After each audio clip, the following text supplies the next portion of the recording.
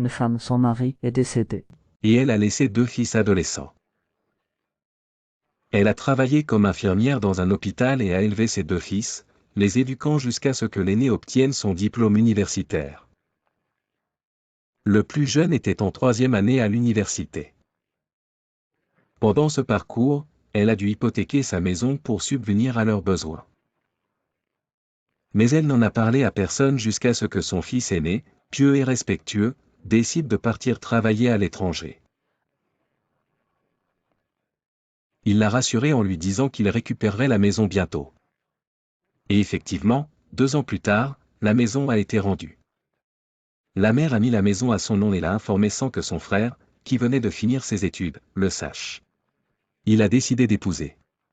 Sans consulter sa mère, elle a développé du diabète et a eu besoin de soins. Elle a quitté son travail et s'est installée chez son fils et sa femme. Mais la belle-fille ne supportait ni elle ni son fils. La situation a dégénéré au point que son fils et sa femme ont relégué la mère dans le garde-manger. La mère n'a pas supporté et a demandé à son fils de changer cela. Il lui répondit durement, « Je n'ai rien de mieux à offrir. » Quelques jours plus tard, la voisine a appris sa situation. Elle a eu pitié d'elle, lui a préparé une chambre meublée et l'a accueillie chez elle. Une semaine plus tard, le fils a menacé leur voisine de porter plainte par crainte pour sa réputation. La mère s'est souciée de sa voisine et est revenue avec son fils qu'il a placé en maison de retraite. Il ne l'a ni visité ni appelé pendant 3 mois. Et quand la mère l'appelle, il ne lui répond pas. Elle a dû appeler son fils aîné. Elle lui a expliqué ce qui s'était passé.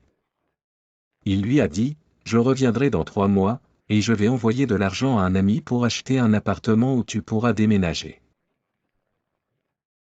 La mère était très heureuse et pria pour que Dieu protège son fils aîné et lui accorde ses bénédictions. Et qu'il guide son fils cadet pour qu'elle ne voie rien de mal en lui. La mère a déménagé chez son fils aîné, et en partant, elle a demandé à la directrice de la maison de retraite de dire à son fils cadet, s'il demandait après elle, qu'elle était décédée. « Je t'ai souvent appelé. » Elle n'a pas répondu à ses appels, et la maison a informé le fils cadet du décès de sa mère. Il fut profondément attristé en se remémorant les épreuves qu'elle avait traversées avec lui et son frère.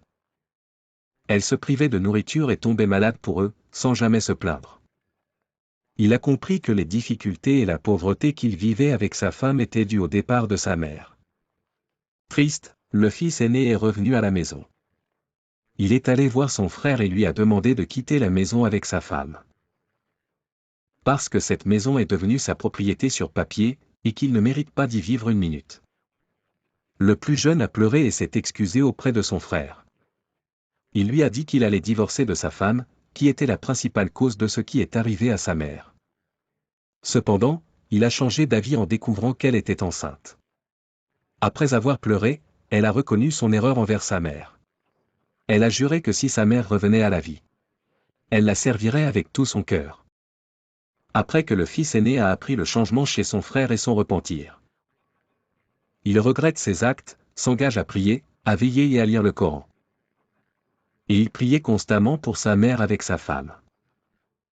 Dis-lui que sa mère n'est pas morte, qu'elle vit avec lui dans son nouvel appartement. Il a emmené sa femme chez sa mère.